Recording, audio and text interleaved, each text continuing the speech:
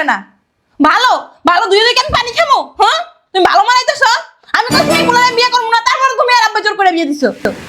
কি ঠিক হয়ে যাইবো কইবো আমার পাশের বাসার ভাবি আইছে কি সুন্দর স্বর্ণের গহনা পরে, আর আমারে কি একটা সুতার গহনা দিছে। তুমি আর কথাই কইও না আম্মা, তোমার কথা আমার সহ্য হয় না। রাখো তুমি। জ্ঞান দেয় আমারে, জ্ঞান দেয়। আম্মা এসে আমার জ্ঞান দিতে। আমার কি জ্ঞান কম আছে? বালখানা লাগে আমার বিয়ে দিছে। যদি বড় লোক একটা পোলা দেখে বিয়ে দিত তাহলে আমার কতটি গহনা হইতো। কি একটা শাড়ি পরছি সুতার মতো, টান দিলে যায় সিরা। কি আসলো এখন আবার? আরে ভাবি আসেন আসেন। ভালো আছেন ভাবি? হ্যাঁ ভালো আছি, আপনি ভালো আছেন? হ্যাঁ এই তো ভালো আছি। বসেন। আপনিও বসেন। না কি খাবেন বলেন? না না ভাবি কিছু খাবো না, আপনি বসেন না, কথা বলি। কিছু খাবেন না তাহলে কি মনে করে আসলেন ভাবি? আসলাম আপনার কাছে একটু গল্প সল্প করবো এই কারণে। ও আচ্ছা বলেন। তো আপনার কি অবস্থা, কি রান্না টান্না করলেন? ওই আর কি শাক রান্না করছি আর ওই যে শুটকি রান্না করছি আর কি। যাক ভালো। ভাইয়া কই? ওই যে রেডি হচ্ছে, অফিসে যাবে তো তাই। ও যাক ভালোই হয়েছে। আসলে ভাবি আমার গলার হাতটা অনেক সুন্দর না? হ্যাঁ ভাবি অনেক সুন্দর। সুন্দর হবে না? আমার হাজবেন্ড ব্যবসার কাজে কাতার গেছিল, ওখান থেকে কাছের সময় নিয়ে আসলো। এইটা? হ্যাঁ। আচ্ছা। সুন্দর না ভাবি? আমি 100 বার না করছি তারপরেও আনছে। এই যে দেখেন না, আবার ওই যে সৌদি আরব গেছে, ওখান থেকে আবার ডায়মন্ডের চুড়ি নিয়ে আসছে। আমি 100 বার মানা করছি তারপরেও আনছে। বলে তুমি আমার একটা মাত্র বউ, তোমার দিব না কারা দিব, আগে সকালে পূরণ করো তারপর তো অন্য কিছু। আসলে ভাবি সত্যি আমার স্বামীর মতো স্বামী হয় না, আমার সব স্বপ্ন পূরণ করে। ভাবি দেখি তো আপনার হাত খালি, উমা কানও খালি, গলায় দেখি ভাবি ইমিটেশন। শোনো কত আর দাম হবে? 10-12 হাজার না? ভাইয়া কি ইনকাম করে না? ভাইয়া বলতে পারেন না যে বয়স আপনার ভাবি, এই বয়সে তো অনেক শখ থাকে, আপনার কি কোনো শখ নাই? ভাইয়ার বলবেন যে আপনার একটা নেকলেস কিনে দিব, একজোড়া কানের জিনিস কিনে দিব, একজোড়া চুড়ি কিনে দিব। আপনার দেখতে শুনতে মাসাল্লাহ অনেক সুন্দর, আপনি যদি গহনা পড়েন না আপনার অনেক সুন্দর লাগবো। ঠিক আছে আমি বলবো ভাবি। বললেন ভাবি, যখন বাচ্চা কাচ্চা হয়ে যাবে না তখন আর কোনো স্বপ্ন পূরণ করতে পারবেন না। এটা তো স্বপ্ন পূরণ করানোর সময়। আর দেখেন না আমি তো প্রেগনেন্ট, তারপরেও আমার পিছনে অনেক টাকা খরচ হয়, তারপরে দেখেন আমার হাজবেন্ড আমারে কত সুন্দর যায় জিনিস দিয়ে সাজা গোজায় রাখে। আপনার হাজবেন্ড অনেক ভালো তো। হ্যাঁ হ্যাঁ জন্য ভাবি আপনার হাজবেন্ডটা অনেক ভালো, হয়তো ইনকাম কম তো এই কারণে হয়তো কোনো কিছু আপনারা দিতে পারে না, সমস্যা নাই। আমার হাজবেন্ডের তো অনেক বড় বিজনেস আছে, তার উপরেও আমার মানুষের লগে পরিচয় আছে। আপনার হাজবেন্ডের বললেন আমার স্বামীর সাথে কথা বলতে, তাহলে আমার স্বামী একটা কিছু করে দিতে পারবো। ভাবি বালের কথা আর কইেন না তো। করে আজ পর্যন্ত পারলো না আমার একটা স্বর্ণের কিছু বানাই দিতে, পারলো না ইমিটেশন কিছু কিনে দিতে। যদি বলি না আমার একটা শাড়ি কিনে দাও ভালো 10-12 হাজার টাকা, তাও কিনে দিতে পারে না। বলে তোমার চাহিদা বেশি, তো আমার ইনকাম কয় টাকা? আমার না ওর থাকতে আর ভালোই লাগে না, মন চায় মাঝে মাঝে করে ডিভোর্স দিয়ে চলে যাবে। ভাবি ডিভোর্স দিলে কি সব সমস্যার সমাধান হয়? এ কথা বললেন না, সুন্দর করে বুঝাবেন। বেলু উপরে তালার ভাবি আছে না, ভাবির হাজবেন্ডের সাথে কথা বলেন, আপনার ভালো একটা চাকরির ব্যবস্থা করে দিতে পারবো। মাসে 50,000 1 লাখ টাকা বেতন হবে, তো দেখবেন আপনার সব স্বপ্ন পূরণ করতে পারবে, কোনো অসুবিধা হবে না। আজকে আপনি বললেন ভাইয়ারে। হ্যাঁ ঠিক আছে। আর আমি যাই, আমার একটা বাচ্চা আছে না, কান্নাকাটি করবে, আর আপনার ভাইও তো অফিসে যাবে, সবকিছু ব্যাগপত্র গোছা গাছে দেওয়া লাগবো। ঠিক আছে ভাবি আইসেন আবার। হ্যাঁ হ্যাঁ আসবো, আপনিও যাইয়েন, আমাদের বাসায় সমস্যা নাই, কোনো কিছু লাগলেও যাইয়েন। আচ্ছা ভাবি। আপনার জন্য আমার দরজা সারা জীবন খোলা থাকবে ভাবি, যাইয়েন। আচ্ছা যাইয়েন কিন্তু ভাবি। আচ্ছা ভাবি। আচ্ছা। শয়তানের বাচ্চারে বিয়া কইরা আমার শখ আল্লাহ জীবনে সবকিছু শেষ করে ফেলাইছি। শয়তানের বাচ্চা পারে না আমার একটা শাড়ি কিনে দিতে, পারে না একটা নেকলেস কিনে দিতে, পারে না কিচ্ছু কিনে দিতে। আজকে ওরে যে দেওয়াটা দিমু।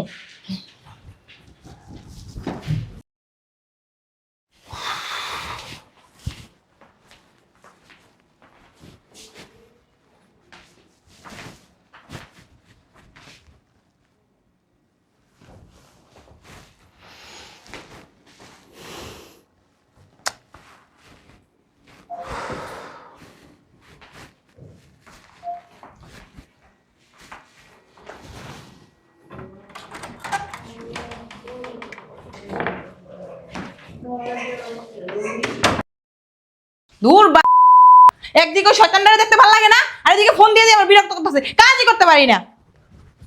আম্মাই ফোন দিছে, অসময় আম্মাই ফোন দিছে কি লেগা? হ্যাঁ আম্মা কও। সাথী, এই সাথী, সাথী চিল্লামু না তো কি করবো না? আমি আস্তে কথা কইতে পারি না। কি লেগে ফোন করছো কও?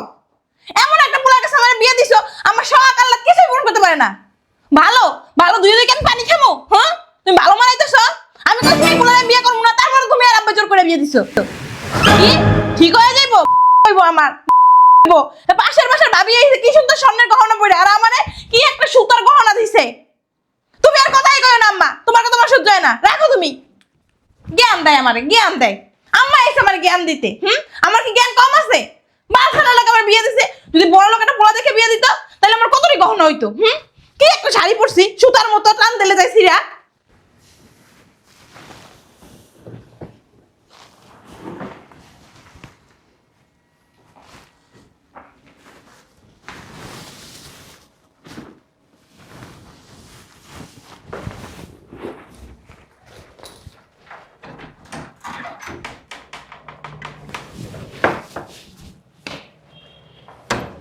আমার কষ্টটা কেউ বুঝলো না, সব সময় হবে আমার লোক। কি এইডি?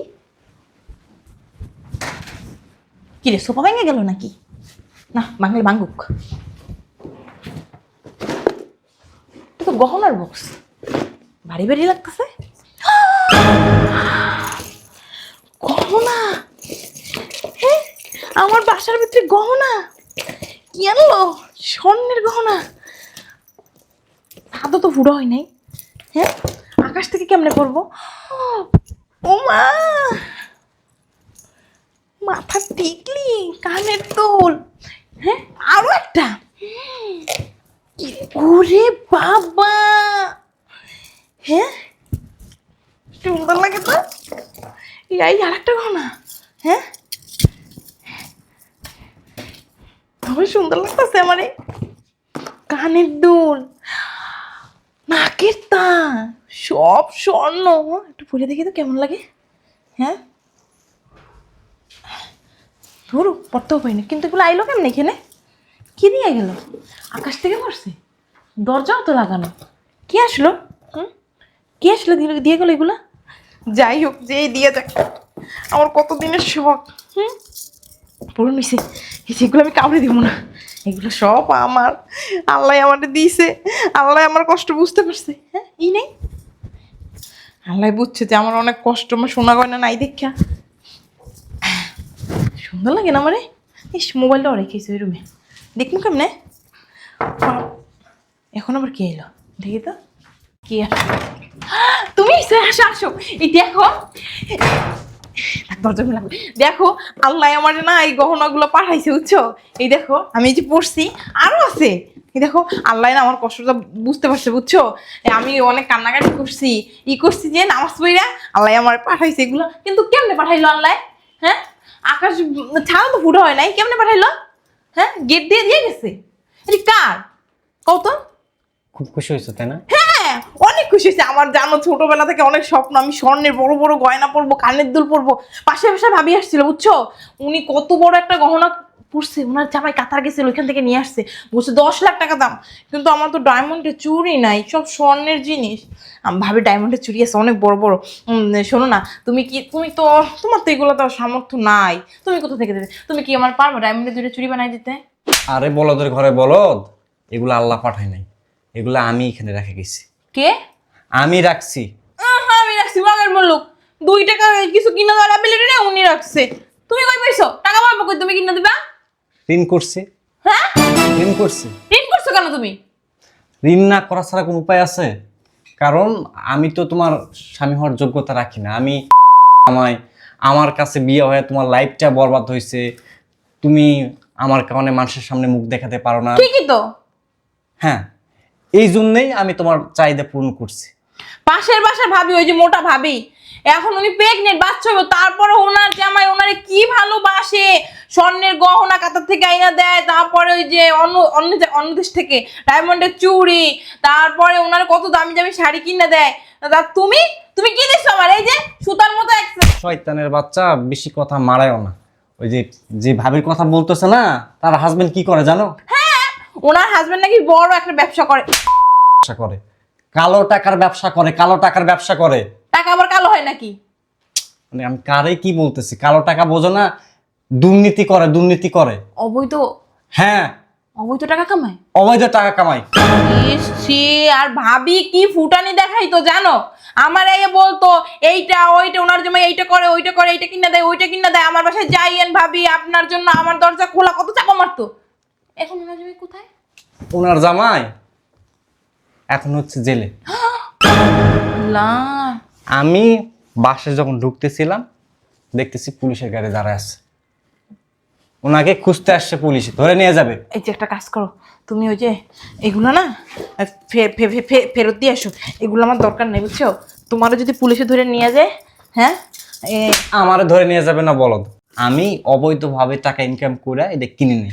আমি লোন করছি, আমার কলিগ আছে না শরীফউদ্দিন, ওনার কাছ থেকে 10 লক্ষ টাকা আমি নিছি। না না না, তোমার আমার গহনা লাগবে না, তুমি একটা কাজ করে এগুলো বিক্রি করে ওনার 10 লক্ষ টাকা ওনার ফেরত দিয়ে দাও। বাবার ওনার যদি কালো টাকা হয়, পরে উনি যদি বলে তোমাকে ধার দিছে, তারপরে যদি পুলিশ তোমাকে ধরে নিয়ে যায়, এগুলো দরকার নেই, তুমি এগুলো ফেরত দিয়ে আসো। আমার সোনা গয়নার কিচ্ছু দরকার নাই, 2টা ডাল বেদ খেয়ে বাচ্চা থাকলেই হইব, এগুলো ফেরত দিয়ে আসো। না রাখো। না না না না, তুমি এটি ফেরত দিয়ে আসো, ধরো ধরো ধরো, এগুলো লাগবে না, ধরো।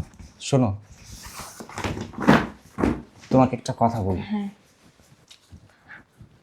আমি মিডিল ক্লাস ফ্যামিলির ছেলে, মিডল ক্লাস, হ্যাঁ। চাইলেও হয়তো তোমার সমস্ত চাহিদা, সমস্ত আবদার আমি পূরণ করতে পারি না, কিন্তু তুমি এটা বলতে পারবা আমার ভালোবাসে কোনো অপূর্ণতা আছে?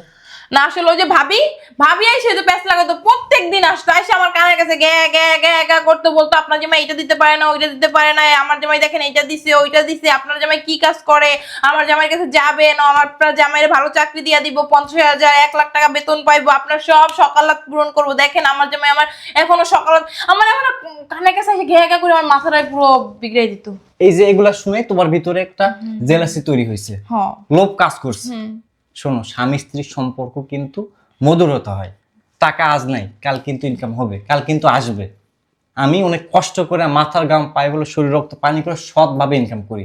আমি চাইলে ওই উপরতলার ওই ভাইয়ের মতো টাকা ইনকাম করতে পারতাম, গাড়ি বাড়ি করতে পারতাম, কিন্তু আমি অসৎভাবে কোনো ইনকাম করতে চাই না। আমার পারিবারিক শিক্ষা আছে, আমি ছোটবেলা থেকেই আমি একটা জিনিস শুনে বড় হয়েছি, সাদাকে সাদা বলবা, কালোকে কালো বলবা। সো আমি কখনো লোভ করি নাই।